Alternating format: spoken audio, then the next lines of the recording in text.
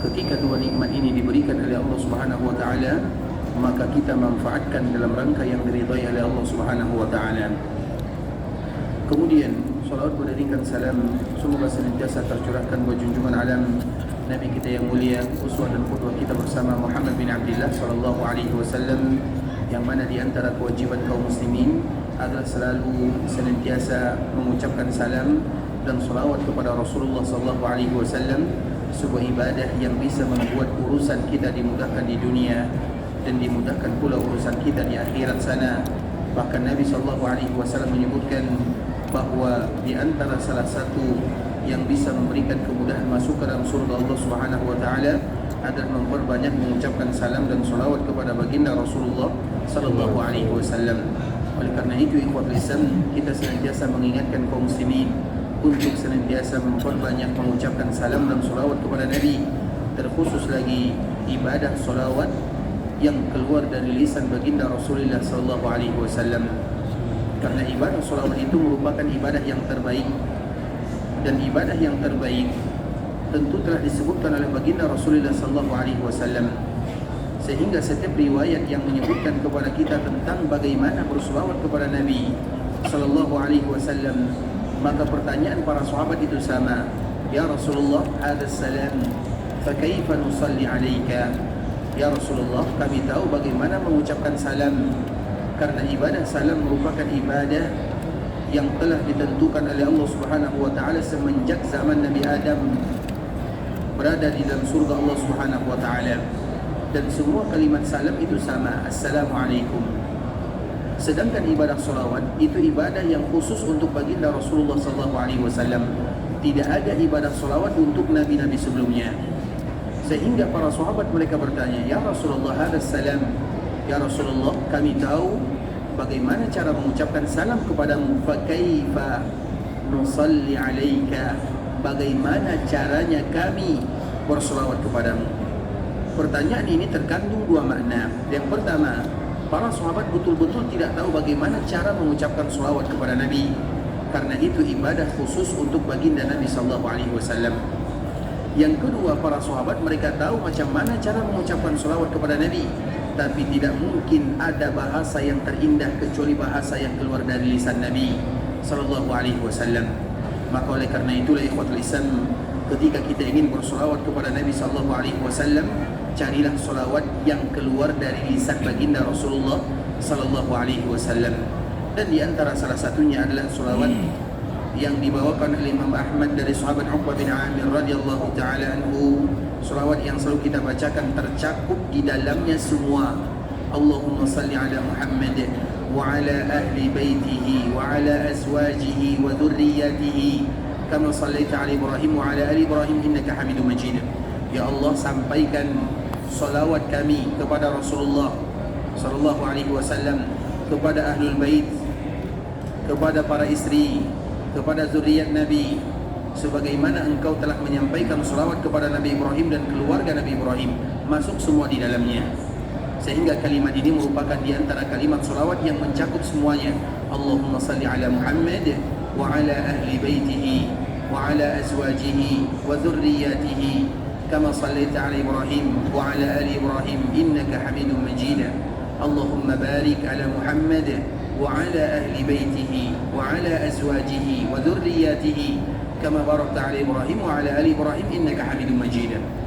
Dan ibadah salawat merupakan ibadah yang terbaik, tapi tidak akan ada yang lebih baik daripada kalimat yang keluar dari lisan Nabi sallallahu alaihi wasallam. Sesuai dengan pertanyaan para sahabat, mereka menanyakan, fa kaifa nusalli alaika? Macam mana caranya kami mengucapkan salawat kepadamu? Karena kalimat fa kaifa, bagaimana, macam mana, tentunya ada dua. Yang tadi telah kita sebutkan. Pertama, para sahabat tidak tahu sehingga mereka ingin tahu. Yang kedua, mereka tahu mengucapkan salawat kepada Nabi, tapi mereka ingin kalimat tersebut keluar dari lisan Nabi sallallahu alaihi wasallam. Ikhwatul Islam, saudara kaum muslimin, para tetamu Allah rahimani wa rahimakumullah. Alhamdulillah, pada kesempatan kali ini kita akan kembali melanjutkan pembahasan sebelumnya, masih berkaitan dengan keutamaan kota Madinah, dan kita senantiasa ingatkan kepada kaum muslimin, siapapun yang berada di kota Madinah, mereka hanya perlu 5 tempat sahaja.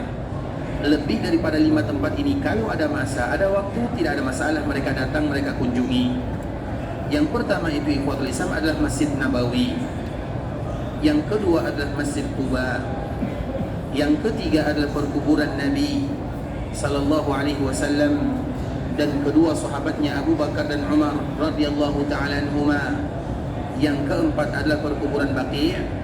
Yang kelima perkuburan syuhada Uhud. Lebih daripada 5 tempat ini, itu kalau ada masa baru kita datang, baru kita kunjungi. Tidak ada satupun nilai keutamaan yang dianjurkan kita datang di kota Madinah kecuali 5 tempat ini. Yang pertama adalah Masjid Nabawi, masuk di dalamnya Raudhah yang sebelumnya kita telah jelaskan dan akan kembali akan kita jelaskan. Itu adalah tujuan pertama kaum muslimin dikala mereka datang ke kota Madinah, Masjid Nabawi. Kemudian yang kedua adalah Masjid Quba. Dan Masjid Quba itu ikhwatul Islam merupakan masjid yang pertama dibangun dalam sejarah Islam. Masjid yang apabila tujuan seseorang beribadah, ingat ikhwatul Islam ini syaratnya. Tujuan pertama kali mereka datang ke Quba adalah beribadah kepada Allah. Kemudian yang kedua, mereka bersuci berwuduk dari tempat tinggalnya. Kemudian yang ketiga, mereka menjaga wuduknya. Kemudian yang keempat, sampai di Quba, yang pertama kali mereka lakukan adalah salat, bukan cari kurma, cari mainan, cari makanan, cari ini dan itu. Kalau 4 syarat ini mereka lengkapi, kemudian yang kelima mereka salat 2 rakaat, maka sama dengan umrah. Tapi kalau di antara syarat ini hilang, maka ibadah umrahnya tidak didapatkan. Bisa dipahami ikhwatul Islam? Jadi ibadah pahala sama dengan ibadah umrah dikala kita salat 2 rakaat di Quba. Itu kalau syarat terpenuhi. Kalau sekiranya syarat tidak terpenuhi, maka kita tetap sholat di sana, tapi tak sama dengan orang yang mendapatkan pahala ibadah umrah. Karena biasanya pahala semakin besar, tentu syaratnya juga semakin kuat. Contoh misalnya kita selalu memberikan contoh ikhwatul Islam. Apa perbezaan antara sholat sunat syuruk dengan sholat duha? Karena sholat sunat syuruk itu pahalanya sama dengan orang yang melakukan haji secara sempurna.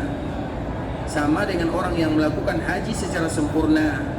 Sama dengan orang yang melakukan haji secara sempurna 3 kali Nabi SAW ulang. Kalau ada orang yang sholat syuruk. Kemudian apa perbezaan sholat syuruk dengan duha? Waktunya sama. Waktu duha, waktu syuruk sama. Perbezaannya terletak di syaratnya. Sholat duha tanpa bersyarat. Sedangkan sholat sunat syuruk itu ada syaratnya, mesti sholat subuh berjamaah bersama kaum muslimin, tentu untuk lelaki. Kemudian setelah subuh mereka duduk di tempatnya, tidak pergi kemana-mana. Kemudian duduk dalam keadaan berzikir, terkhusus zikir yang paling mulia, baca Quran. Makanya baca Quran yang terbaik itu ada 2. Yang pertama selepas subuh, dan yang kedua selepas asar. Itu adalah waktu yang terbaik untuk membaca Quran. Begitu juga waktu yang terbaik untuk menghafal Quran 2 waktu ini, setelah subuh dan setelah asar. Itu adalah waktu yang terbaik untuk membaca Al-Quran, karena itu adalah zikir yang terbaik. Kemudian syarat yang berikutnya, mereka tidak berhadas. Kemudian mereka tunggu sampai waktu syuruk. Apabila waktu ini atau syarat ini lengkap mereka lakukan, maka baru mereka mendapatkan keutamaan sholat sunat syuruk. Tapi kalau salah satu di antara syarat ini hilang, seperti misalnya lepas subuh, dia duduk di masjid, tapi dia tidak berzikir, dia bercerita, maka hilang syaratnya. Maka ia tetap sholat 2 rakaat, tapi bukan sholat syuruk namanya. Namanya adalah duha. Kalau duha berarti keutamaannya lain. Maknanya ikhwatul Islam, semakin tinggi pahala yang didapatkan, maka semakin berat syarat yang ditentukan. Itu sesuatu yang lumrah ikhwatul Islam. Seperti misalnya Nabi SAW menyebutkan untuk orang yang melaksanakan ibadah umrah. Orang yang melaksanakan ibadah umrah dan melaksanakan ibadah umrah karena umrah itu adalah ibadah yang dilakukan berkali-kali, minimal 1 kali dalam 5 tahun. Minimal 1 kali dalam 5 tahun. Karena Nabi SAW menyebutkan firman Allah Azza wa Jalla dalam hadits qudsi. Allah Subhanahu wa taala berfirman, "Bukankah aku berikan kepada mereka kesehatan, aku lapangkan kehidupannya, kemudian mereka tidak datang kepadaku dalam 1 kali 5 tahun, la mahrum, kecuali mereka adalah orang-orang yang haram dari kebaikan yang amat banyak." Jadi ibadah umrah itu ikhwat Islam minimal bagi kita yang diberikan kesehatan, dan diberikan kelapangan dalam rezeki, maka di antara kewajiban kita kepada Allah datang ke tanah haram Makkah Madinah minimal 1 kali 5 tahun. Nah, Nabi SAW menyebutkan orang yang melaksanakan ibadah umrah kemudian umrah lagi, yang pertama dosanya diampunkan, yang kedua dihilangkan kefakiran dari dirinya, yang ketiga dihalalkan kebaikan yang amat banyak untuknya. Itu adalah bagi mereka yang melaksanakan ibadah umrah. Tapi harus ingat, harus umrah mabrurah. Kalau tidak mabrurah, maka dia tidak akan mendapatkan ketentuan yang tadi disebutkan oleh baginda Rasulullah SAW. Artinya sesuatu itu semakin tinggi nilainya, keutamaan dan pahalanya semakin berat untuk mendapatkannya. Sama dengan misalnya ke Kuba yang tadi telah kita jelaskan ikhwatul Islam. Kalau kita ingin mendapatkan pahala sama dengan orang yang melaksanakan ibadah umrah, maka niat pertama kita ke sana itu bukan untuk hanya sekedar berjalan-jalan, tapi tujuan utama itu adalah untuk beribadah. Dan di sini banyak kaum muslimin yang mulai salah di dalam masalah niat. Jadikan tujuan awal datang ke Kuba itu adalah untuk beribadah kepada Allah, kemudian bersuci dari rumah, kemudian menjaga wuduknya, kemudian sampai di sana jangan lakukan yang lain. Yang pertama kali mereka lakukan adalah salat. 4 syarat ini harus mereka ingat, baru mereka mendapatkan keutamaan sama dengan orang yang melaksanakan ibadah umrah. Kemudian ikhwatul Islam, itu adalah tempat yang kedua yang dikunjungi oleh kaum muslimin. Yang ketiga yang dikunjungi oleh kaum muslimin dikala mereka berada di kota Madinah adalah perkuburan baginda Rasulullah sallallahu alaihi wasallam. Yang ketiga yang dikunjungi oleh kaum muslimin dikala mereka berada di kota Madinah adalah perkuburan Nabi sallallahu alaihi wasallam. Dan itu adalah sesuatu yang luar biasa. Ibadah berziarah ke perkuburan ayah dan ibu adalah ibadah yang luar biasa. Bagaimana berziarah ke perkuburan manusia yang paling dicintai oleh Allah Subhanahu wa taala dan manusia yang paling berjasa kepada kita lebih daripada ayah dan ibu. Keutamaan Nabi sallallahu alaihi wasallam, jasa Nabi kepada kita lebih banyak dibandingkan dengan jasa ayah dan ibu. Kalau ayah dan ibu kita mungkin mereka ayah yang memberikan nafkah, ibu yang melahirkan, merawat, iya, keutamaan mereka luar biasa banyaknya. Tapi Nabi lebih daripada itu keutamaan atau jasa Nabi sallallahu alaihi wasallam kepada umatnya. Maka dikala mereka datang ke kota Madinah, di antara yang mereka kunjungi adalah perkuburan baginda Rasulullah sallallahu alaihi wasallam. Kemudian juga harus ingat, berkunjung ke perkuburan Nabi adalah ibadah yang luar biasa dengan syarat. Yang pertama, tujuan mereka berziarah ke perkuburan Nabi dalam rangka beribadah kepada Allah. Yang kedua, dikala mereka berziarah ke perkuburan Nabi, mereka harus dalam rangka beribadah, sehingga dikala mereka beribadah jangan bermain-main dengan handphone, buat konten. Itu bukan orang yang beradab kepada Nabi sallallahu alaihi wasallam. Dikala kita berziarah ke perkuburan Nabi, fokus berziarah ke perkuburan Nabi, karena itu ibadah namanya. Tidak ada ibadah sambil bermain-main. Tidak ada beribadah sambil bermain-main. Begitu juga jangan terlalu banyak bercerita, apalagi mengangkat suara, karena itu adalah adab kepada Nabi sallallahu alaihi wasallam. Kemudian berziarah itu dari jarak dekat, tidak ada yang namanya ziarah dari jarak jauh. Apabila ada sebagian kaum muslimin datang ke bagian depan Masjid Nabawi, kemudian mereka ingin mengucapkan ziarah kepada Nabi, itu bukan ziarah namanya. Itu namanya hanya mengucapkan salam dan salawat sahaja. Dan itulah perbezaan antara salam salawat dengan ziarah. Salam dan salawat kepada Nabi dimanapun kita ucapkan sama. Salam dan salawat kepada Nabi dimanapun kita ucapkan sama nilai dan pahalanya. Karena orang yang datang ke kota Madinah lebih sedikit dibandingkan dengan mereka yang tak datang ke kota Madinah. Jadi ibadah salam, salawat kepada Nabi sama. Bahkan Nabi berpesan kepada kaum muslimin, kepada kita sebagai umatnya, sallu alayya fa inna taslimakum la yabluni aynama kuntum. Bersalawatlah kalian kepadaku, karena dimanapun kalian mengucapkan salam dan salawat pasti akan sampai kepadaku. Jadi tak mesti ikhwatul Islam bagi kita yang misalnya pergi ke tanah haram Madinah misalnya, kemudian ada orang kampung tetangga sampaikan salam saya kepada Nabi sallallahu alaihi wasallam, kita yang mengucapkan salam kepada Nabi sallallahu alaihi wasallam. Karena dimanapun ibadah ini sama, nilainya sama, dan yang menyebutkan sama adalah baginda Muhammad bin Abdullah sallallahu alaihi wasallam. Kemudian dikuatkan oleh cucu Nabi.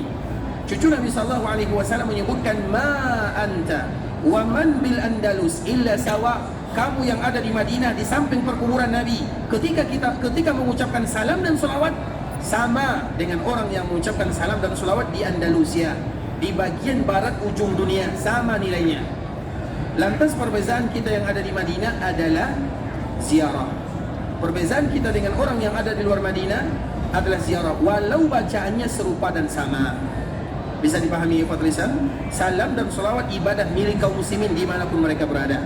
Tapi berziarah ke perkuburan kaum muslimin atau berziarah ke perkuburan Nabi milik kaum muslimin yang dimudahkan oleh Allah berada di Madinah. Makanya berziarah ke perkuburan Nabi adalah ibadah khusus bagi kita yang ada di kota Madinah. Dan ingat, mesti dari jarak dekat, tak boleh dari jarak jauh. Kecuali bagi mereka yang tak dimudahkan datang ke masjid, wanita yang berhalangan, orang tua yang tak boleh masuk, atau ada uzur yang lainnya, maka tentulah yukallifullahu nafsan illa usaha. Dan di antara ada berziarah ke perkuburan Nabi mesti dari jarak dekat. Kemudian ikhwatul Islam, dikala sampai di perkuburan Nabi maka ucapkanlah assalamu alayka ya Rasulullah wa rahmatullahi wa barakatuh. Ini adalah doa berziarah ke perkuburan Nabi. Assalamu alayka ya Rasulullah wa rahmatullahi wa barakatuh. Sallallahu wa sallama wa baraka alayka wa jazaka afdala ma jaza nabiyan an ummati. Ini doa berziarah ke perkuburan Nabi sallallahu alaihi wasallam. Assalamu alayka ya Rasulullah, keselamatan untukmu ya Rasulullah, wa rahmatullahi wa barakatuh, rahmat dan keberkahan. Sallallahu wa sallama wa baraka alayka, salawat, salam dan keberkahan dari Allah untukmu. Wa jazaka afdala ma jaza nabiyan an ummati, dan semoga Allah berikan kepadamu balasan, ganjaran, pahala, kemuliaan, keutamaan yang lebih dibandingkan daripada semua para nabi. Itu adalah doa yang diucapkan oleh kaum muslimin, doa yang terbaik dikala kita berziarah ke perkuburan baginda Rasulullah sallallahu alaihi wasallam. Sudah hafal doanya? Sudah hafal atau belum? Yang sudah berziarah dan belum hafal doanya ikhwatul Islam, maka usahakan untuk menghafal dulu. Dihafal dulu doa berziarah ke perkuburan Nabi sallallahu alaihi wasallam. Dan bagi mereka yang tidak hafal, maka berusaha semaksimal mungkin untuk menghafalnya. Karena yang tak hafal tak boleh meninggalkan Nabi dan kota Madinah. Yang tidak hafal jangan dulu keluar dari kota Madinah. Ingat itu baik-baik. Yang tidak hafal jangan dulu keluar dari kota Madinah. Apa hadiah kita untuk Nabi sallallahu alaihi wasallam di kota Madinah? Apa hadiah terbaik untuk Nabi di kota Madinah? Adalah ziarah. Selawat tadi kita sebutkan, selawat itu untuk semua kaum muslimin di dunia sama. Tapi bagi kita yang ada di kota Madinah, secara khusus bagi kita yang dimudahkan ke kota Madinah, hadiah terindah untuk Nabi adalah ziarah. Karena dalam ziarah itu ada kalimat-kalimat yang terindah yang tadi telah kita sebutkan. Maka diusahakan untuk kaum muslimin untuk menghafalnya. Kami selalu mengulang doa ini ikhwatul Islam agar kita bisa memudahkan atau memudahkan bagi kita menghafalnya. Assalamu alayka ya Rasulullah wa rahmatullahi wa barakatuh. Sallallahu wa sallama wa baraka alayka. Sallallahu wa sallama wa baraka alayka. Sallallahu wa sallama wa baraka alayka. Sudah hafal dua kalimat ini? Yang pertama salam, yang kedua salawat, yang ketiga doa. Assalamu alayka ya Rasulullah wa rahmatullahi wa barakatuh. Sama dengan doa yang lain, salam yang lain. Hanya saja dhamir kita ganti assalamu alaikum menjadi assalamu alayka ya Rasulullah wa rahmatullahi wa barakatuh. Yang kedua sallallahu wa sallama wa baraka alayka. Sallallahu wa sallama wa baraka alayka. Yang ketiga wa jazaka afdala. Wa jazaka afdala. Semoga Allah berikan kepadamu kelebihan, keutamaan, kemuliaan, balasan afdala, yang lebih baik, yang afdal, ma jaza nabiyan an ummati, sebagaimana Allah berikan balasan untuk para nabi. Assalamu alayka ya Rasulullah wa rahmatullahi wa barakatuh. Sallallahu wa sallama wa baraka alayka wa jazaka afdala ma jaza nabiyan an ummati. Siapa yang sudah hafal? Yang tua dulu ya. Siapa yang sudah hafal? Ada? Kita ulang lagi 2 kali atau 3 kali ya. Ini merupakan di antara doa yang terpenting ikhwatul Islam dikala kita berada di kota Madinah.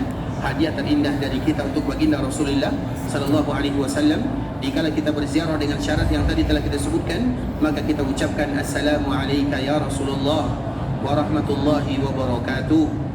Sallallahu wa sallama wa baraka alayka wa jazaka afdala ma jaza nabiyan an ummati. Assalamu alayka ya Rasulullah, keselamatan untukmu ya Rasulullah. Wa rahmatullahi wa barakatuh, rahmat dan keberkahan dari Allah untukmu. Sallallahu salawat wa sallama, salam wa baraka alayka, keberkahan dari Allah untukmu. Wa jazaka, semoga Allah berikan balasan, keutamaan, kemuliaan, afdala, yang terbaik, yang terindah, yang terafdal, ma jaza nabiyyan an ummati, sebagaimana Allah berikan balasan kepada para nabinya. Assalamu alayka ya Rasulullah wa rahmatullahi wa barakatuh, sallallahu wa sallama wa baraka alayka wa jazaka afdala ma jaza nabiyyan an ummati. Sudah hafal? Sudah 10 kali kita ulang-ulang ini. Type siapa yang paling tua? Yang paling tua dulu. Saya menghafal yang umurnya 60 tahun lah. Ada? Yang paling tua? Karena ingat seperti yang tadi kita sebutkan, yang tak hafal tak boleh pulang dulu. Yang tak hafal jangan tinggalkan Madinah. Hafal dulu doa berziarah ke perkuburan Nabi sallallahu alaihi wasallam. Hadiah terindah ketika Allah mudahkan kita berziarah ke kota Madinah. Salah satu yang kita kunjungi adalah perkuburan Nabi sallallahu alaihi wasallam, manusia yang berjasa dalam kehidupan kita. Tak mungkin seorang muslim ketika mereka datang ke kota Madinah tidak berziarah ke perkuburan nabinya. Anak yang tidak berziarah ke perkuburan orang tua saja disebut anak durhaka. Apabila ada anak yang berziarah ke perkuburan orang tuanya namun diam-diam saja juga anak durhaka namanya, iya kan? Paling tidak mereka mengucapkan doa kepada Allah Azza wa Jalla, apalagi ke perkuburan baginda Rasulullah sallallahu alaihi wasallam. Baik, ada yang sudah hafal? Kita dahulukan yang tua dulu ya, yang tua dulu. Ada yang umur 60? Berapa? Setengahnya, tidak ada apa-apa. Berapa umurnya Pak? 60? Masya Allah. Nanti Bapak kalau tidak hafal baru setengah, di dalam ini ada doanya. Tapi janji 2 hari harus hafal Pak ya. Masya Allah. Silakan. Masya Allah, barakallahu fiik. Semoga panjang umur, senantiasa diberikan kesehatan, keberkahan, kemudahan, kelancaran dalam kehidupan. Itu adalah doa kita berziarah ke perkuburan Nabi. Itu baru satu ikhwatul Islam. Belum lagi Abu Bakar As-Siddiq. Abu Bakar As-Siddiq doanya, Assalamu alayka ya Aba Bakrin, Assalamu alayka ya Khalifata Rasulillah, wa jazaka an ummatil islami khairal jazaa. Belum lagi Umar bin Khattab radhiyallahu ta'ala anhu, Assalamu alayka ya Umar, Assalamu alayka ya Amirul Mu'minin, wa jazaka an ummatil islami khairal jazaa. Antara Nabi, Abu Bakar dan Umar tak boleh dipisahkan. Ingat, kita bukan hanya berziarah ke perkuburan Nabi sallallahu alaihi wasallam, tapi ada 2 mertua Nabi sallallahu alaihi wasallam di sana. Ada Abu Bakar, manusia yang terbaik semua manusia di dunia. Yang terbaik setelah para nabi dan para rasul adalah Abu Bakar As-Siddiq. Manusia yang terbaik yang kedua semuanya setelah para nabi dan para rasul adalah Umar bin Khattab radhiyallahu ta'ala anhu. Makanya para sahabat salah satunya adalah Abu Sa'id Al-Khudri radhiyallahu ta'ala anhu. Aku tahu kalau Abu Bakar pasti dikuburkan di samping Nabi. Abu Bakar belum lagi meninggal. Aku tahu Umar pasti dikuburkan di samping Nabi dan di samping Abu Bakar As-Siddiq. Kenapa demikian? Karena aku selalu mendengarkan Nabi semasa hidup mengatakan, aku datang bersama Abu Bakar dan Umar, aku pergi bersama Abu Bakar dan Umar, aku pulang bersama Abu Bakar dan Umar. Selalu mengatakan Abu Bakar dan Umar, Abu Bakar dan Umar. Maka para sahabat ini atau sahabat ini mengatakan, maka dari situ aku tahu Allah akan kumpulkan mereka bertiga untuk selama-lamanya. Di dunia mereka selalu bersama, di alam barzakh mereka juga tak berpisah, di akhirat mereka akan masuk ke dalam surga yang sama juga. Sehingga dikala kita berada di kota Madinah, maka ingat bukan hanya Nabi sallallahu alaihi wasallam, tapi ada Abu Bakar As-Siddiq dan juga Umar bin Khattab radhiyallahu ta'ala anhuma. Makanya untuk Abu Bakar apa kita ucapkan? Assalamu alayka ya Aba Bakrin, wa jazaka an ummatil islami khairal jazaa. Jangan pelit. Orang yang tidak hafal kalimat ini adalah orang yang pelit bin bakhil bin kedukun. Orang yang tidak hafal adalah orang yang kikir, bakhil. Bakhil kepada Nabi, bakhil kepada Abu Bakar As-Siddiq, bakhil kepada Umar bin Khattab radhiyallahu ta'ala anhu. Kita tidak tahu bagaimana perjuangan mereka dulu di dunia, bagaimana pengorbanan dan jasa mereka kepada Islam dan kaum muslimin. Tapi sedikit kita bisa memberikan salam, doa. Itulah hadiah terindah dari kita untuk baginda Rasulullah sallallahu alaihi wasallam. Sebenarnya ikhwatul Islam, doa untuk Nabi lebih panjang dari ini. Tapi ini adalah diskonnya. Kalau tidak diskon, ini dia doanya. Assalamu alayka ya Rasulullah wa rahmatullahi wa barakatuh, sallallahu wa sallama wa baraka alayka wa jazaka afdala ma jaza nabiyyan an ummati. Tadi kita sebutkan sambungannya, wa nashhadu annaka ballaghta risalah. Kami ini adalah umatmu ya Rasulullah, dan kami yang datang ke sini bersaksi bahwa engkau telah menyampaikan amanah dan risalah. Wa nashhadu annaka ballaghta risalah wa nasahta al-ummah wa addaita al-amanah wa jahadta fillahi haqqa jihadi. Kami ini datang ke sini bersaksi engkau telah berjuang, berjihad, engkau telah menyampaikan amanah, engkau telah memberikan kepada kami nasihat yang terindah, dan engkau berjuang dalam menyampaikan agama Allah sampai engkau meninggal. Itu merupakan di antara kesaksian kita sebagai umat Nabi sallallahu alaihi wasallam, dan itu yang bisa kita berikan kepada Nabi sallallahu alaihi wasallam. Kalau sahabat dulu yang mereka berikan kepada Nabi adalah hartanya, lehernya, nyawanya, sedangkan kita apa yang kita berikan kepada Nabi sallallahu alaihi wasallam? Hanya doa. Dan itu pun banyak yang tidak hafal. Lantas apa yang kita berikan kepada Nabi sallallahu alaihi wasallam? Bukankah itu pertanyaan yang mesti kita jawab, ikhwatul Islam? Makanya dulu dikala terjadi perang Uhud, ikhwatul Islam, ada salah seorang sahabat Abu Talha bin Ubaidillah. Talha bin Ubaidillah ini disebutkan oleh para ulama, siapapun di antara kalian yang ingin melihat orang yang syahid tapi masih berjalan di permukaan bumi, maka lihatlah sahabat ini. Orang syahid mereka sudah meninggal, tapi ini syahid yang masih hidup. Maknanya dia masih hidup, dia sudah terhitung sebagai orang yang syahid. Dia adalah sahabat Nabi yang masih berjalan di muka bumi, dan dia sudah tercatat sebagai penduduk surga. Itu Talha namanya.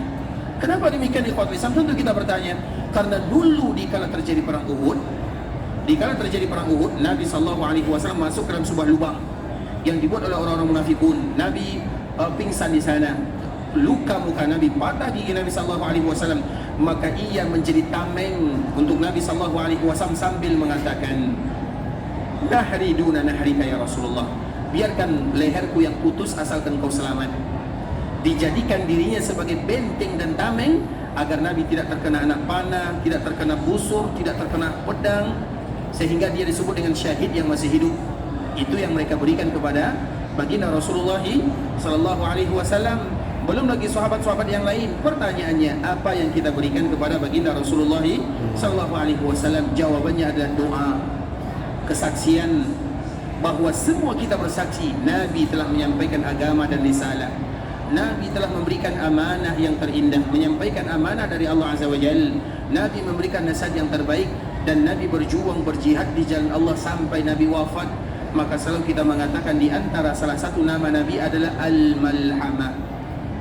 Di antara salah satu nama Nabi adalah Al-Malhamah, seorang Nabi yang memiliki perjuangan lebih daripada segala-galanya. Maka di antara nama baginda Rasulullah sallallahu alaihi wasallam selalu kita menyebutkan Al-Malhamah. Di samping itu juga Nabi disebut dengan Al-Marhamah, Al-Murtada, Al-Mustafa, Al-Syafi', Al-Mutawakkil, Nabiur Rahmah, Nabiut Taubah, Al-Muqaffi, Al-Aqib, Al-Mahi, Al-Hashir, Ahmad dan Muhammad.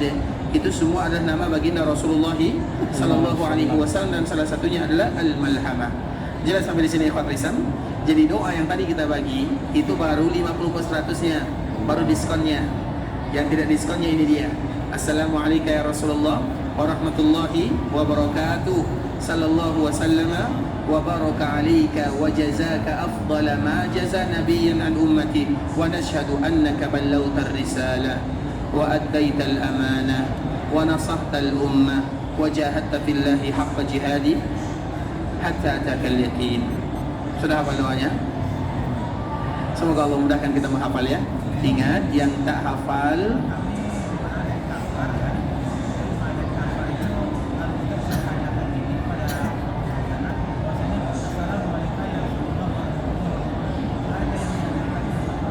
barang siapa yang hanya mengucapkan salam kepada Nabi sallallahu alaihi wasallam, berarti mereka belum lagi melaksanakan perintah Allah Subhanahu wa taala. Karena Allah tidak pernah memerintahkan salam. Tadi kita sebutkan semua para nabi salam. Makanya salam, bukankah dulu sedikit cerita Bapak ya? Bapak dari Kampar ya? Berarti satu kampung gitu ya? Baik, kita lanjutkan. Dulu awal Nabi, atau ketika Allah ciptakan Nabi Adam, maka Nabi Adam diciptakan dalam bentuknya. Kemudian belum lagi ada ruhnya, belum lagi ada ruh Allah, belum lagi tiupkan ruh. Dan Nabi Adam adalah di antara 4 makhluk yang Allah ciptakan dari tangannya.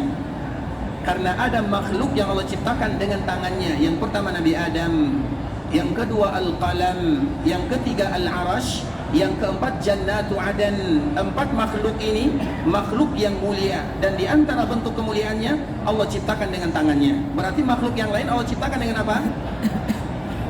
Allah ciptakan dengan apa makhluk yang lain? Apa jawabannya? Allah ciptakan dengan apa makhluk yang lain?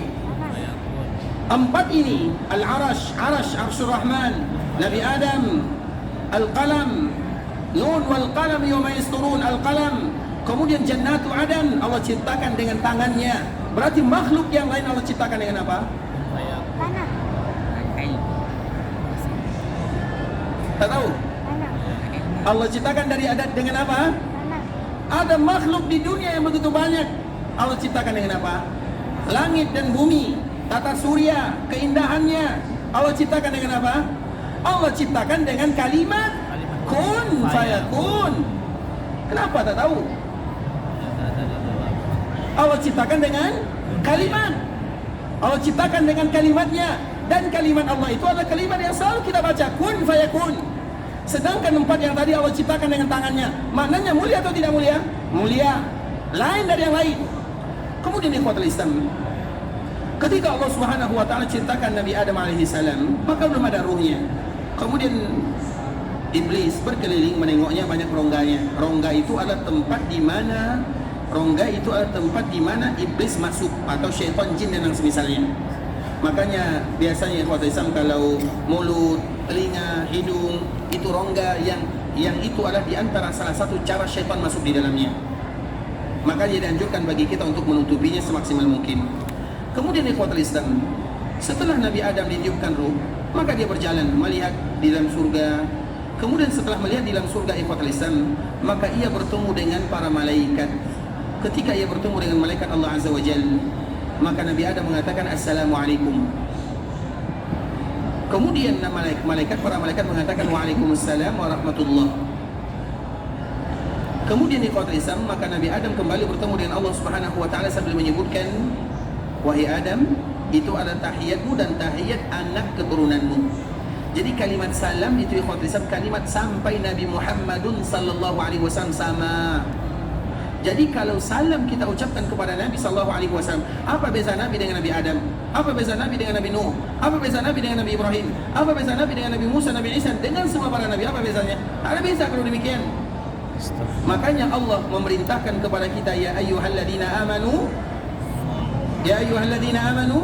sallu alaihi wa sallimu. Kalau kita hanya mengucapkan assalamualaikum ya Rasulullah wa rahmatullahi wa barakatuh, berarti belum kita melaksanakan perintah Allah Subhanahu wa taala, belum. Makanya tadi kita menyebutkan yang belum hafal berarti hafal dulu. Kalau tidak hafal jangan pulang dulu sampai dia hafal. Siap menghafalnya Pak ya? Insyaallah ya. Kalau tak hafal kan ada tadi catatannya. Semoga Allah mudahkan. Assalamualaikum ya Rasulullah wa rahmatullahi wa barakatuh. Sallallahu wa sallama wa baraka alaika wa jazaka afdala ma jaza nabiyyan al-ummati. Makanya kita menyebutkan orang yang hanya mengucapkan salam kepada Nabi berarti masih termasuk hamba yang atau umat yang kikir kepada Nabi sallallahu alaihi wasallam. Kikir bin bakhil. Sampai ia lengkap mengatakan kalimat yang tadi. Mohon maaf ya kalau sedikit menyinggung dan wajib tersinggung, karena biasanya kalau tidak tersinggung tidak mau menghafal. Makanya wajib menghafal. Yang tak menghafal berarti jangan pulang. Kalau ia pulang juga, saya doakan supaya kembali lagi sampai ia hafal. Tadi kalau bisa kita lanjutkan. InsyaAllah jelas Pak ya. Baik. Kemudian untuk Abu Bakar Umar baru boleh salam saja, tak ada masalah. Begitu juga untuk perkuburan kaum muslimin, boleh salam saja, tak ada masalah. Tapi untuk Nabi jangan. Untuk Nabi jangan. Karena kita ingin betul-betul menjadi umat baginda Rasulullah sallallahu alaihi wasallam. Untuk Abu Bakar kalau kita tak hafal, kita mengucapkan Assalamualaikum ya Abu Bakar, Assalamualaikum ya Umar, selesai. Bahkan ke perkuburan Baqiyah, ini tempat yang keempat, Assalamualaikum ya ahlad diyari minal mu'minina wal muslimin wa inna insyaallahu bikum lalahiqun wa nas'alullaha lana wa lakumul afiyah. Kalau sekiranya kita tak hafal, maka boleh bagi kita mengatakan Assalamualaikum. Itu boleh. Begitu juga dikala kita berada di perkuburan syuhada Uhud, syuhada yang terbaik.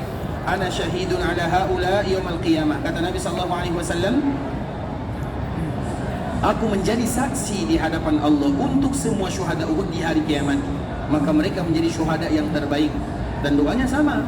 Seperti misalnya yang tadi kita ucapkan, kalau kita tak hafal, boleh assalam saja. Tapi untuk Nabi tak ada alasan tidak hafal. Untuk Nabi SAW tak ada alasan tak hafal, wajib kita hafal. Ustaz, macam mana kalau sulit menghafal? Tengok catatan dulu. Tidak ada masalah.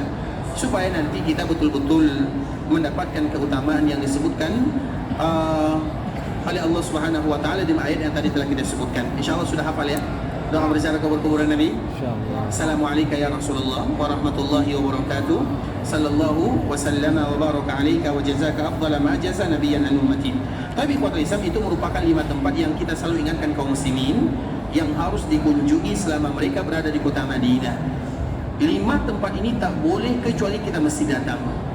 2 masjid, 3 perkuburan. 2 masjid, 3 perkuburan. 2 masjid, Masjid Nabawi dan Masjid Quba. 3 perkuburan, perkuburan Nabi.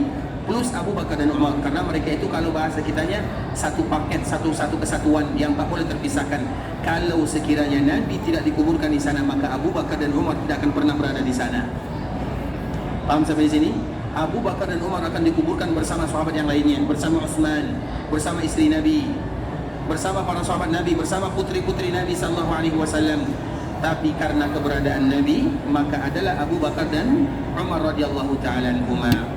Kemudian yang ketiga, perkuburan yang keempat adalah perkuburan Baqi'. Kemudian yang kelima adalah perkuburan syuhada Uhud. 5 tempat ini dianjurkan bagi kaum muslimin. Ini yang mereka cari selama berada di kota Madinah.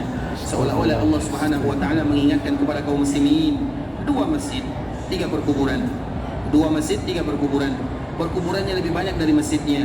Maknanya ikhwatul Islam, bahwa kedatangan kita ke kota Madinah adalah mengingatkan kita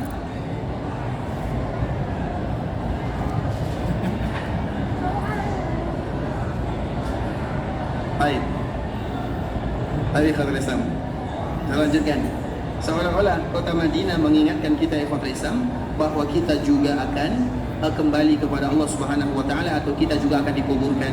Maknanya ibadah ini adalah wasilah untuk bertemu dengan Allah Subhanahu wa taala, dan semoga Allah Subhanahu wa taala memberikan kepada kita hadiah yang terindah sebelum kita meninggal, hidup dalam keadaan beriman, wafat dalam keadaan beriman, dan dikumpulkan bersama orang-orang yang saleh.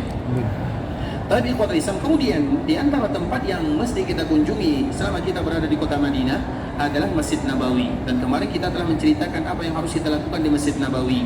Masjid Nabawi itu semuanya ada tempat yang terbaik, yang termulia. Seluas apapun, maka ia akan dinamakan dengan Masjid Nabawi. Dan ketika ia disebut dengan Masjid Nabawi, maka wajib bagi kaum muslimin untuk mengetahui aturan undang-undang yang ada di dalam masjid. Masjid yang ada di dunia semuanya harus dimuliakan, apalagi Masjid Rasulullah sallallahu alaihi wasallam. Kemudian ikhwatul Islam, di Masjid Nabawi itu kemarin kita menyebutkan ada yang namanya Raudhah.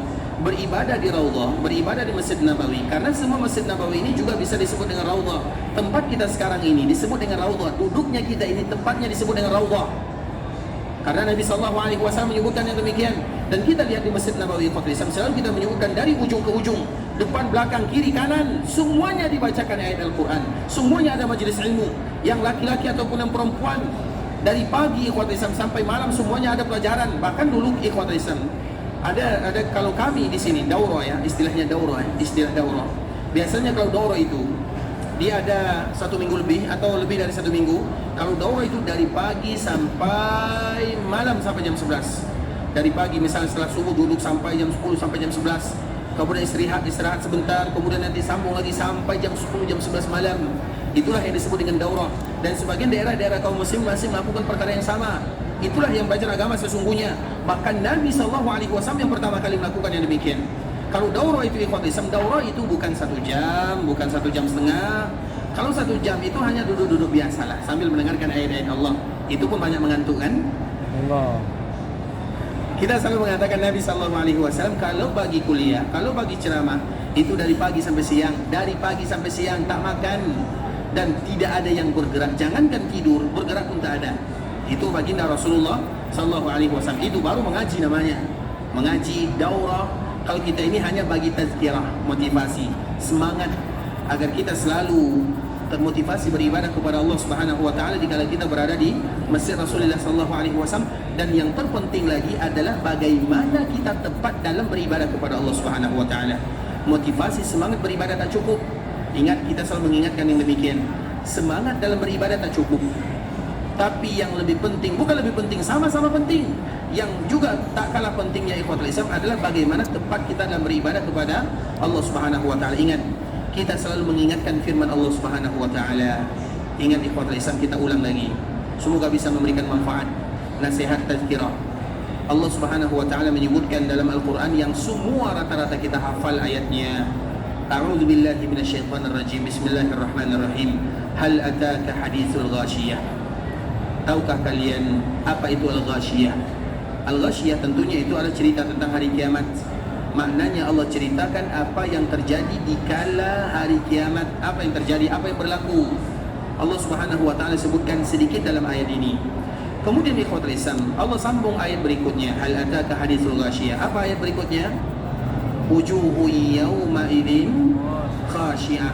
Wujuh itu artinya wajah, khashi'ah khusyuk. Kalian akan dapatkan dua wajah yang dulu khusyuk beribadah, khusyuk tunduk beribadah kepada Allah. Wujuhu yawma idzin khashi'ah. Apa sambungannya? Amilatun nasibah. Amilah maknanya beramal, nasibah lelah. Karena nasibah itu maknanya lelah, letih beramal, beribadah, penat beribadah kepada Allah Subhanahu wa taala. Setelah Allah menceritakan tentang ada orang beribadah, wajah mereka tunduk dan khusyuk, lelah dan letih beribadah kepada Allah, penat mereka beribadah kepada Allah. Namun kita terkejut dengan ayat yang berikutnya. Apa ayat berikutnya? Apa ayat berikutnya? Apa ayat berikutnya? Tasla naran hamiyah. Nanti kita buka surah Al-Ghashiyah. Perhatikan baik-baik ikhwatul Islam. Allah menyebutkan cerita tentang hari kiamat. Kemudian ada wajah yang khusyuk tunduk beribadah. Kemudian mereka lelah beramal, penat beribadah kepada Allah Subhanahu wa taala. Apa yang terjadi? Tasla naran hamiyah. Apa makna tasla? Tasla itu artinya sampai, masuk. Tasla. Kemudian apa sambungannya tasla? Naran, apa makna nara? Apa arti nara? Nara itu neraka, nar. Hamiyah, apa makna hamiyah? Yang panas. Kemudian tak sampai di situ saja. Tasla naran hamiyah. Tusqa min ainin aniyah. Mereka diberikan minuman dari nana, dari darah, dari timah. Tusqa min ainin aniyah. Laisa lahum ta'amun illa min dari'. Nabi SAW dikala baca ayat ini, Nabi bertanya kepada sahabatnya, tahukah kalian apa itu dari'? Dari' itu ikhwan Islam. Di sana di akhirat itu kita lapar, kita haus. Tapi makanannya seperti yang tadi disebutkan, apalagi penduduk neraka. Salah satu makanannya adalah dari'. Dimakan habis, kalau dimakan kita rusak, tak dimakan kita lapar, serba salah. Karena kalau dimakan habis, usus kita, badan kita habis, makanan yang berduri yang menghancurkan jasad kita ini dari'. Tapi tentu kita bertanya, ikhwatul Islam, kenapa demikian? Siapa yang ini? Si ini siapa? Itu adalah orang yang beribadah. Allahul musta'an. Allah Subhanahu wa taala menyebutkan, wujuhu yawma idzin khashi'ah, amilatun nasibah. Akan kalian temukan orang yang beribadah kepada Allah, beribadah, khusyuk, tunduk, lelah, letih. Tapi ujung-ujungnya dimasukkan oleh Allah ke dalam naran hamiyah. Maka cari makna ayat ini agar kita tahu dalam ibadah itu tak mesti hanya semangat saja. Ada dua, semangat iya, kemudian tepat iya juga. Paham sampai di sini ikhwan Islam? Jangan gara-gara ibadah kita masuk ke dalam neraka Allah Subhanahu wa taala. Maknanya ayat ini menceritakan kepada kaum muslimin, banyak orang yang beribadah yang dimasukkan oleh Allah Subhanahu wa taala ke dalam naran hamiyah. Begitu juga dengan hadis Nabi sallallahu alaihi wasallam yang selalu kita baca. Yang masuk neraka itu ada orang yang syahid, yang baca Quran, yang bersedekah. Kita kiaskan yang banyak masuk neraka itu yang beribadah, yang haji, yang umrah, yang ini, yang itu, banyak. Kenapa demikian ikhwatul Islam? Karena ada yang hilang dari ibadahnya. Ada yang hilang ibadah yang semestinya memasukkan kita ke dalam surga Allah Subhanahu wa taala, bahkan bisa membelotkan kita dari surga Allah Subhanahu wa taala. Dan salah satu yang paling banyak manusia gagal, dan kita selalu mengatakan kalimat ini, paling banyak manusia gagal adalah dalam ibadah haji dan ibadah umrah. Manusia yang paling banyak gagalnya adalah ibadah haji dan umrah. Manusia yang paling banyak gagal dalam beribadah adalah ibadah haji dan umrah.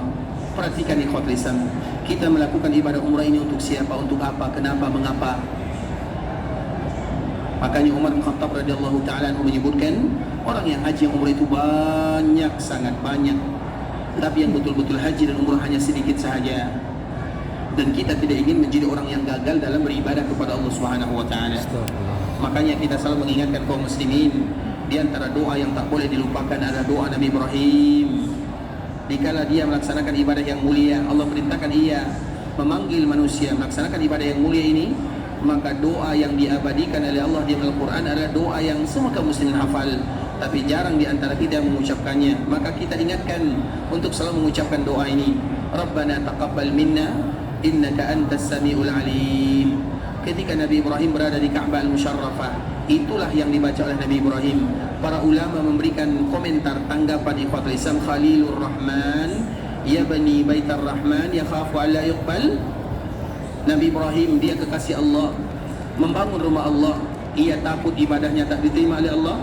Kalau Nabi Ibrahim takut ibadahnya tak diterima, macam mana dengan kita ikhwatul Islam yang kita tidak tahu apakah ibadah kita, jangankan dilihat diterima, apakah dilihat atau tidak, Allahu a'lam. Maka di saat itulah di dalam kita beribadah, motivasi semangat iya, namun yang kedua tepat dalam beribadah juga iya. Jangan sampai kita salah beribadah kepada Allah Subhanahu wa taala, terkhusus dalam melaksanakan ibadah yang mulia ini. Salah satunya adalah ibadah haji dan ibadah umrah. Dan sekarang kita semuanya dimudahkan oleh Allah Subhanahu wa taala melaksanakan ibadah umrah, dan semoga Allah Subhanahu wa taala berikan kepada kita umrah yang mabrurah. Amin amin ya rabbal alamin. Tapi ikhwatul Islam, kita lanjutkan. Nabi SAW menyebutkan bahwa di antara rumahku, di antara keutamaan Masjid Nabawi yang kita berada di dalamnya adalah Raudhah, dan semua Masjid Nabawi itu adalah Raudhah. Semua Masjid Nabawi itu adalah Raudhah. Kita ingatkan kepada kaum muslimin, bagi mereka yang tak bisa berlama-lama di Raudhah antara mimbar dan rumah Nabi, Masjid Nabawi semuanya adalah Raudhah. Hati kita jangan hanya fokus di antara rumah dan mimbar Nabi, tapi fokuskan selama kita berada di dalam Masjid Nabawi, karena semua Masjid Nabawi itu adalah taman di antara taman-taman surga. Karena taman surga itu ada dua. Yang pertama taman surga secara khusus, yang kedua taman surga secara umum. Taman surga secara khusus antara rumah Nabi dan mimbar Nabi. Taman surga secara umum, semua rumah Allah yang ada di dunia yang diajarkan Al-Quran dan hadis Nabi, diajarkan agama Allah, dibacakan Al-Quran, dibacakan hadis-hadis Nabi, semua itu disebut dengan Raudhah. Dan semua Masjid Nabawi adalah Raudhah dari makna yang kedua. Paham sampai di sini ya? Kita selalu mengulang kalimat ini. Artinya kalau Allah belum berikan kepada kita kemudahan berlama-lama di Raudhah antara rumah Nabi dan mimbar Nabi, maka Masjid Nabawi semuanya adalah Raudhah. Kesempatan kita berada di Raudhah terlalu banyak, tapi banyak di antara kita yang tak tahu dan yang tak kenal dengan Raudhah yang sesungguhnya. Iya, Raudhah itu ada dua. Raudhah yang pertama, Raudhah yang kedua, semuanya Raudhah, dan semua maknanya sama. Sama-sama bisa menyebabkan kita masuk ke dalam surga Allah Subhanahu wa taala. Itu makna daripada Raudhah. Nabi SAW menyebutkan, ma baina baiti wa mimbari raudhatun min riyadil jannah wa mimbari ala haudi. Di antara rumahku dan mimbarku ada taman di antara taman-taman surga, dan mimbarku ada di telagaku. Kita kemarin telah menyebutkan ikhwatul Islam, antara raudhah dengan surga sesuatu yang berhubung, tidak terpisahkan. Dan buktinya bahwa raudhah itu akan diangkat menjadi bagian daripada taman surga. Kenapa Raudhah itu akan diangkat menjadi bagian daripada taman surga? Karena mimbar Nabi yang itu adalah batasan Raudhah akan diangkat oleh Allah Subhanahu wa taala, kembali dibangkitkan menjadi bagian daripada taman surga. Kita ulang lagi ikhwatul Islam. Nabi SAW menyebutkan, karena di antara makna Raudhah, tempat itu berasal dari surga dan akan kembali ke surga. Tempat itu berasal dari surga dan akan kembali ke surga. Itu di antara makna Raudhah. Kenapa kita mengatakan yang demikian? Karena Nabi SAW menyebutkan di antara rumahku dan mimbarku. Di antara rumahku dan mimbarku. Rumah Nabi bukan bagian Raudhah, mimbar Nabi juga bukan bagian Raudhah. Karena Nabi yang menyebutkan di antara rumah dan mimbar, maknanya rumah bukan Raudhah, mimbar juga bukan Raudhah. Nah, mimbar ini nanti, mimbar yang itu batasan daripada Raudhah, akan dijadikan teman Nabi di akhirat, akan mendampingi Nabi sampai ke dalam surga. Padahal mimbar Nabi itu sudah hangus terbakar di dunia. tapi dibangkitkan oleh Allah Subhanahu wa taala, kembali dijadikan mimbar Nabi di akhirat. Kalau mimbar saja mudah dibangkitkan oleh Allah, diangkat menjadi bagian daripada keluarga surga, bagaimana dengan mimbar yang itu? Bagaimana dengan raudhah? Makanya raudhah disebut dengan taman surga, karena ia betul akan menjadi taman surga di akhirat. Raudhah disebut dengan taman surga karena ia akan menjadi taman surga di akhirat. Oleh karena itu ikhwatul Islam, dalilnya hadis akhir daripada hadis Nabi, wa mimbari ala haudi, dan mimbarku ada di telagaku. Paham sampai di sini ikhwatul Islam? Karena sambungan hadisnya, di antara rumahku dan mimbarku adalah taman di antara taman-taman surga, dan mimbarku ada di telagaku. Dan telaga Nabi itu adalah cerita akhirat, cerita di hari kiamat, fi arasati yaumil qiyamah. Telaga Nabi itu adalah telaga yang paling indah, dan telaga Nabi itu adalah cabang dari Kausar, dan Kausar itu adalah hadiah terindah dari Allah untuk Nabi, karena Nabi dituduh sebagai orang yang tak punya keturunan. Semua nasab Nabi wafat. Kemarin kita menyebutkan di antara gelar yang disandang oleh Nabi atau gelar yang disematkan kepada Nabi oleh orang-orang jahiliyah adalah kalimat abtar. Orang Quraisy panggil Nabi abtar, abtar, abtar, kamu abtar, kamu abtar. Abtar itu maknanya kamu mandul. Karena kalau tak punya anak lelaki, seolah-olah mereka mandul. Dan kalimat ini kalimat yang berat bagi Nabi SAW. Apalagi orang-orang terdahulu. Nabi punya anak lelaki, tapi semuanya meninggal. Yang tersisa adalah anak perempuan Nabi. Maka Nabi dipanggil dengan abtar. Nabi sabar dengannya. Kemudian Allah turunkan, inna a'tainakal kausar. Kami berikan kepadamu seperti kausar. Kausar itu artinya secara bahasa, artinya ada nikmat yang banyak diberikan oleh Allah kepada Nabi. Namun makna secara khusus adalah sungai yang paling indah yang ada di dalam surga. Bagian dindingnya saja ikhwatul Islam itu terbuat dari mutiara. Itu adalah khusus untuk baginda Rasulullah sallallahu alaihi wasallam, dan itu ada di dalam surga. Kemudian inna a'tainakal kautsar fasalli li rabbika wanhar. Maka salatlah untuk Allah, berkorbanlah untuk Allah. Fasalli li rabbika, salatlah untuk Allah, dan naharlah untuk Allah. Nahar itu menyembelih kalau bahasa kitanya. Inna sya'ni'aka huwal abtar. Yang abtar itu adalah musuhmu.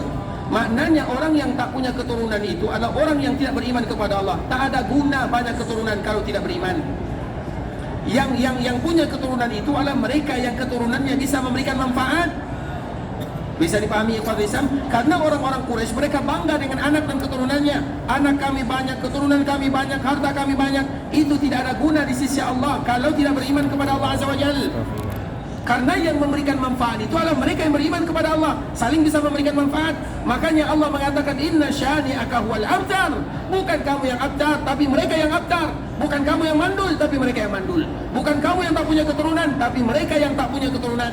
Keturunan yang sesungguhnya adalah keturunan yang bisa menyelamatkan dari neraka dan bisa menggandeng tangan ke dalam surga. Itu keturunan yang sesungguhnya. Makanya ada dua cerita disebutkan oleh Nabi sallallahu alaihi wasallam ikhwatul Islam. Ada seorang orang tua, dia sudah siap-siap melangkah ke dalam surga, tinggal masuk. Kemudian ikhwatul Islam, dikala dia ingin masuk, maka dipanggil oleh anaknya, ya Allah, kenapa engkau masukkan ayahku ke dalam surga dan engkau masukkan kami ke dalam neraka?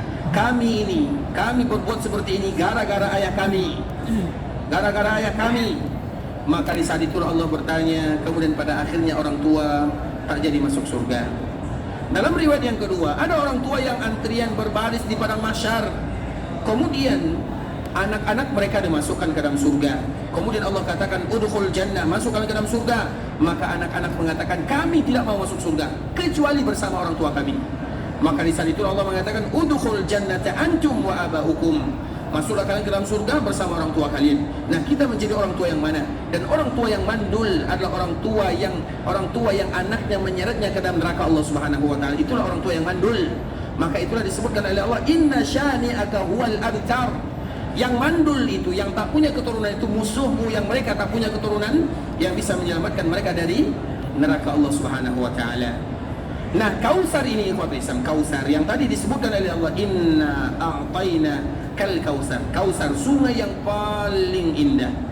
Kemudian apa yang terjadi? Dari sungai ini ada cabangnya. Salah satu cabang sungai ini, maka itulah disebut dengan Al-Haud, telaga Nabi sallallahu alaihi wasallam.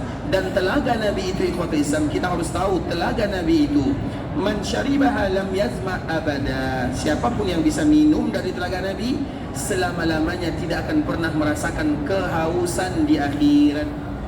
Makanya di antara doa kaum muslimin, setiap kali mereka minum Zam-Zam, dan ini yang harus kita ulang-ulang ikhwatul Islam, setiap kali kaum muslimin dimudahkan oleh Allah minum Zam-Zam, maka berdoalah kepada Allah, ya Allah, jangan biarkan aku kehausan di akhirat, halalkan aku dengan telaga baginda Rasulullah sallallahu alaihi wasallam. Karena nanti di akhirat itu kiamat. Kita selalu mengatakan hari kiamat disebut dengan kiamat karena kita tidak ada yang duduk, semuanya berdiri. Maka disebut dengan kiamat. Qiyam, arti qiyam itu adalah berdiri. Maka dari kalimat qiyam ditambah menjadi kiamat, maknanya berdiri. Coba bayangkan kita berdiri di padang mahsyar sahaja, itu lebih daripada 50.000 tahun lamanya, tanpa pakaian, tanpa sandal, tanpa disunat matahari, dekat sangat dengan kita semuanya. Kalau kita tidak bisa minum gagal dari telaga Nabi, maka kita akan gagal menempuh perjalanan yang berikutnya, yang bukan sedikit waktunya, lebih daripada 50.000 tahun. Itu baru di padang mahsyar, belum lagi mencari Nabi Adam, Nabi Nuh, Nabi Ibrahim, Nabi Musa, Nabi Isa. Pada akhirnya kita cari Nabi Muhammad sallallahu alaihi wasallam.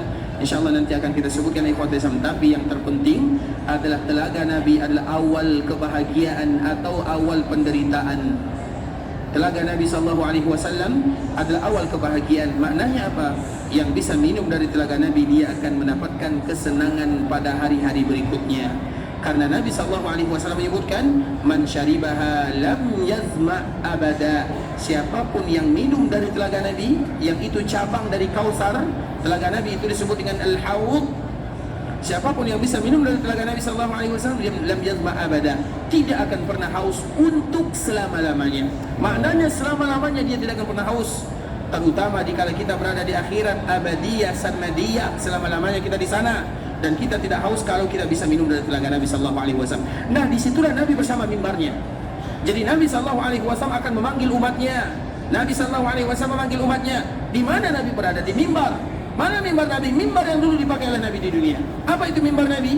Tempat yang itu merupakan batasan daripada Raudhah. Di antara rumahku dan mimbarku adalah taman di antara taman-taman surga. Dan mimbarku yang merupakan batasan daripada Raudhah, mimbarku ada di telagaku. Maknanya mimbar Nabi akan dibangkitkan oleh Allah, menemani dan kembali menemani Nabi SAW dengan mimbar yang sama dan serupa. Mimbar Nabi itu sudah hangus terbakar di dunia, habis.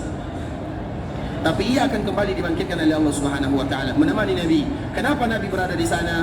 Karena Nabi ingin panggil umatnya. Makanya setiap kali kita minum Zam-Zam, di antara salah satu doa yang diajarkan oleh para ulama, ya Allah, halalkan kami dari telaga Nabi sallallahu alaihi wasallam, berikan kepada kami kesempatan bisa minum dari telaga baginda Rasulullah sallallahu alaihi wasallam. Dan telaga Nabi sifatnya begitu indah. Bagaimana sifat telaga Nabi? Insyaallah esok kita akan kembali sambung pembahasan ini, ikhwatul Islam. Barakallahu fikum wa jazakumullahu khairan. Yang benar dari Allah Subhanahu wa taala, yang salah dari diri kami pribadi karena kurangnya ilmu kami, karena kebodohan, karena kejahilan, karena ketidaktahuan kami. Kami mohon maaf kalau ada kata-kata yang salah, kalimat yang kurang tepat, bahasa yang kurang bagus, penyampaian yang kurang berkenan, atau ilmu yang salah kami dalam menyampaikan, kami mohon dimaafkan. Dan kita senantiasa mengingatkan kepada kaum muslimin, hadis Nabi sallallahu alaihi wasallam satu-satunya hadis yang ada di dunia. Bahkan Masjidil Haram Mekah tidak ada. Dan Imam Malik mengatakan inilah yang menyebabkan kota Madinah, Masjid Nabawi, lebih dari segala-galanya, bahkan Masjidil Haram, bahkan dari Masjidil Haram. Karena kota Madinah ini lebih ada sesuatu yang melebihkan dirinya dibandingkan dengan Masjidil Haram yang ada di Mekah. Walaupun secara umum Masjidil Haram Mekah itu adalah sesuatu yang terbaik, yang termulia, tapi ada beberapa sisi yang ia menjadi yang terbaik. Dan di antara salah satunya perkataan Imam Malik yang menyebutkan Madinah lebih mulia daripada Mekah dalam sisi ini, dalam sudut ini, dalam hadis ini. Hadis tersebut adalah hadis yang selalu kita dengarkan, hadis Nabi SAW yang memberikan motivasi kepada kita yang ada di kota Madinah.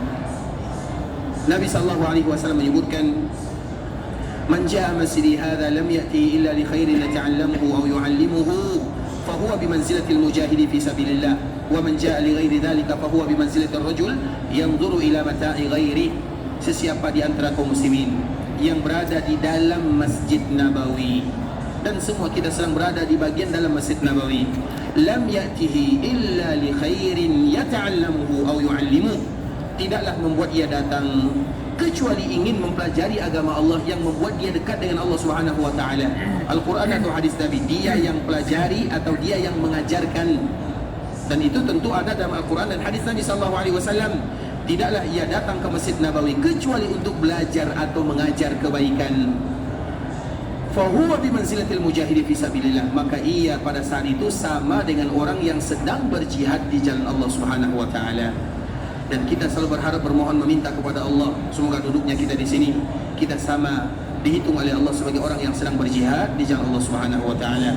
Sebuah keutamaan yang tidaklah didapatkan kecuali oleh orang-orang yang mulia. Kita dihitung sebagai orang yang berjihad padahal kita duduk. Kita berada di tempat yang indah. Kita bersama kawan-kawan yang mulia. Tujuan kita hanya untuk mencari iman dan takwa, tapi dinilai sebagai orang yang sedang berjihad di jalan Allah Subhanahu wa taala.